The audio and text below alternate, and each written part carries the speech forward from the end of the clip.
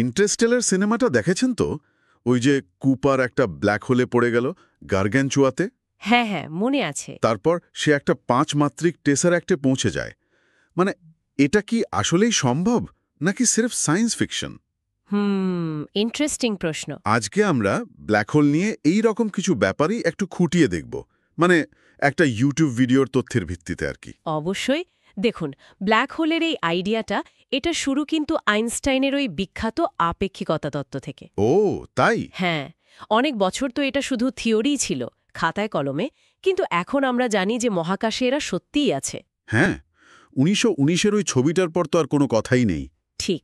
তো ওই ছবিটা একটা বিরাট প্রমাণ। দারুণ। তাহলে চলুন এই রহস্যটার গভীরে একটু ঢোকা যাক। আইনস্টাইনের তত্ত্বের কথায় আসি। ঠিক কিভাবে এটা ব্ল্যাক হোলের সাথে জুড়ে গেল? দেখুন, দুটো তত্ত্ব এখানে খুব জরুরি। একটা হচ্ছে বিশেষ আপেক্ষিকতা, যেটা বলে খুব ফাস্ট চললে, মানে আলোর কাছাকাছি গতিতে সময় ধীরে চলে। হুম। আর দ্বিতীয়টা সাধারণ আপেক্ষিকতা। সেটা বলছে শুধু গতি না, খুব শক্তিশালী মহাকর্ষ ক্ষেত্র, মানে গ্র্যাভিটি, সেটাও সময়কে স্লো করে দিতে পারে। ও আচ্ছা, ওই যে ইন্টারস্টেলার একটা জলের গ্রহ ছিল না, যেখানে 1 ঘন্টা কাটালো মানে পৃথিবীতে 7 বছর? একদম ঠিক। ওটা হচ্ছে গ্র্যাভিটেশনাল টাইম ডাইলেশনের একটা দারুণ সিনেম্যাটিক উদাহরণ। তার মানে ওটা আসলেই মহাকর্ষের জন্য হচ্ছিল? হ্যাঁ, তত্ত্ব অনুযায়ী ওটাই হওয়ার কথা। আইনস্টাইন আরও দেখালেন যে প্রচণ্ড গ্র্যাভিটি শুধু জিনিসপত্রকেই টানে না, আলোকেও কিন্তু বাঁকিয়ে দিতে পারে, মানে আকর্ষণ করে। আলোকেও?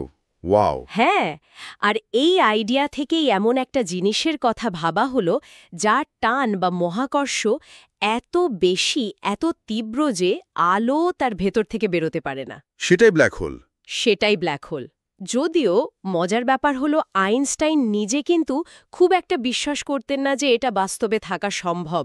ভাবতেন এটা হয়তো শুধু থিওরিতেই থেকে যাবে। কিন্তু এখন তো আমরা জানি যে এরা সত্যি আছে। তা কিভাবে তৈরি হয় এগুলো? নিশ্চয়ই খুব সাধারণ ব্যাপার নয়? না না, একেবারেই সাধারণ নয়। ব্যাপারটা বেশ নাটকীয়। যখন খুব বড় একটা নক্ষত্রের ভেতরের জ্বালানি, মানে নিউক্লিয়ার ফিউয়েল, ফুরিয়ে যায়, হুম। তখন নক্ষত্রটা আর বাইরের দিকে চাপ দিতে পারে না। ভেতরের দিকে যে প্রচণ্ড মহাকর্ষ টানছে, সেটা তখন জিতে যায়, আর তারাটা নিজের ভারেই চুপসে যেতে শুরু করে। নিজের ভারে? হ্যাঁ, আর এই চুপসে যাওয়ার একদম শেষ পর্যায়ে একটা ভয়ঙ্কর বিস্ফোরণ হয়। এটাকে বলে সুপারনোভা। সুপারনোভা, শুনেছি নামটা। এই বিস্ফোরণের পর যেটুকু ভর অবশিষ্ট থাকে, সেটাই অবিশ্বাস্য রকম সংকুচিত হয়ে ব্ল্যাক হোল তৈরি করে। তার মানে কি সব তারাই এরকম ব্ল্যাক হোল হয়ে যায়? আমাদের সূর্য, ওর কি হবে? না না, সব তারা নয়। এখানেই বিজ্ঞানী সুব্রমণ্যন চন্দ্রশেখরের কাজটা খুব গুরুত্বপূর্ণ। চন্দ্রশেখর লিমিট? যেমন আমাদের সূর্য, তারা সুপারনোভা হয়ে বিস্ফোরিত হয় না বা ব্ল্যাক হোলও তৈরি করে না। ওহ আচ্ছা, তাহলে সূর্য কি হবে? সূর্য তার জীবনের শেষে একটা হোয়াইট ড্রফ বা শ্বেত বামন তারা হয়ে যাবে। ব্ল্যাক হোল হওয়ার জন্য তারাটাকে অনেক অনেক বেশি বড় হতে হয়। বুঝলাম। তার মানে সাইজের ওপর নির্ভর করছে। আচ্ছা, এই ব্ল্যাক হোলগুলো কি সব একই রকম দেখতে, মানে একই ধরনের? না, ঠিক একরকম না। ভরের উপর ভিত্তি করে এদের কয়েকটা ভাগে ভাগ করা যায় আর কি। সবচেয়ে কমন হচ্ছে স্টেলার ব্ল্যাক হোল, যেগুলো ওই বিশাল নক্ষত্রের মৃত্যুর ফলে তৈরি হয়। আচ্ছা। ধারণা করা হয় শুধু আমাদের গ্যালাক্সিতেই এরকম কোটি কোটি থাকতে পারে। বলেন কি, কোটি কোটি? হ্যাঁ, আবার গ্যালাক্সির একদম কেন্দ্রে যেগুলো থাকে, সেগুলোর ভর সূর্যের চেয়ে লক্ষ লক্ষ বা কোটি কোটি গুণ বেশি হতে পারে। এগুলোকে বলে সুপারম্যাসিভ ব্ল্যাক হোল। সুপারম্যাসিভ? হ্যাঁ, আমাদের মিল্কি ওয়ে গ্যালাক্সির কেন্দ্রেও তো একটা আছে, স্যাজিটেরিয়াস এ স্টার। স্যাজিটেরিয়াস এ? হ্যাঁ, ওটার নাম শুনেছি। হ্যাঁ হ্যাঁ। এছাড়া আরও কিছু টাইপের কথা ভাবা হয়, যেমন প্রাইমোডিয়াল বা ইন্টারমিডিয়েট ব্ল্যাক হোল, কিন্তু ওগুলো এখনও তথ্যের পর্যায়ে বেশি, মানে প্রমাণ কম। ইন্টারেস্টিং। আচ্ছা, ব্ল্যাক হোল নামটা শুনলে তো মনে হয় একদম মিশমিশে কালো একটা গর্ত, তাই না? কিন্তু আমরা যে ছবি দেখি বা আর্ট দেখি, সেখানে তো ওর চারপাশে বেশ উজ্জ্বল আলো দেখা যায়। ওটা কিসের? ঠিক পয়েন্ট। ব্ল্যাক হোল নিজে তো কালো, কারণ আলো বেরোতে পারে না, কিন্তু ওর চারপাশটা মোটেও অন্ধকার না। তাই? হ্যাঁ, ব্ল্যাক হোলের প্রচণ্ড টানে ওর আশেপাশে থাকা গ্যাস, ধুলো বা অন্য কোনো তারা থেকে ছিঁড়ে আসা অংশ এসে জমা হয়, আর সেগুলো প্রচণ্ড স্পিডে ঘুরতে থাকে। আচ্ছা, এই ঘুরতে থাকা জিনিসপত্রের চাকতিটাকেই বলে অ্যাক্রেশন ডিস্ক। Accretion disk. হ্যাঁ, আর এই ডিস্কের মধ্যে কণাগুলোর মধ্যে এত ঘষাঘষি হয়, এত ফ্রিকশন হয় যে টেম্পারেচার কোটি কোটি ডিগ্রিতে পৌঁছে যায়। সর্বনাশ, কোটি ডিগ্রি! হ্যাঁ, আর সেখান থেকেই ওই তীব্র আলো আর এক্স-রে বেরোয়। আমরা 2019-এ যে প্রথম ছবিটা দেখেছিলাম, ওটা আসলে ওই অ্যাক্রিশন ডিস্কেরই ছবি। ডিস্কটা ব্ল্যাক হোলের কালো অবয়বটাকে ঘিরে রেখেছে, আর আলোটাও একটু অদ্ভুতভাবে বেঁকে যায় গ্র্যাভিটির জন্য, তাই দেখতে আরও অদ্ভুত লাগে। তার মানে ওই উজ্জ্বল ডিস্কের ভেতরেই হচ্ছে আসল খেলাটা, ওই যাকে বলে পয়েন্ট অফ নো রিটার্ন। একদম, ওই অ্যাক্রিশন ডিস্কের ভেতরেই আছে ওই বাউন্ডারিটা, ওই সীমা, যাকে বলে ইভেন্ট হরাইজন। Event Horizon? হ্যাঁ, এই লাইনটা পার করে ফেললে আর কিছু ফিরে আসতে পারে না, আলোও না, কারণ এখানে এসকেপ ভেলোসিটি আলোর গতির চেয়েও বেশি হয়ে যায়। ভাবা যায়। এর ভেতরে ঠিক কি আছে সেটা কি আমরা জানি? সেটাই তো $1,000,000 কোয়েশ্চেন।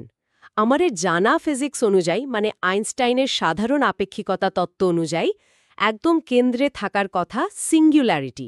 সিঙ্গুলারিটি মানে?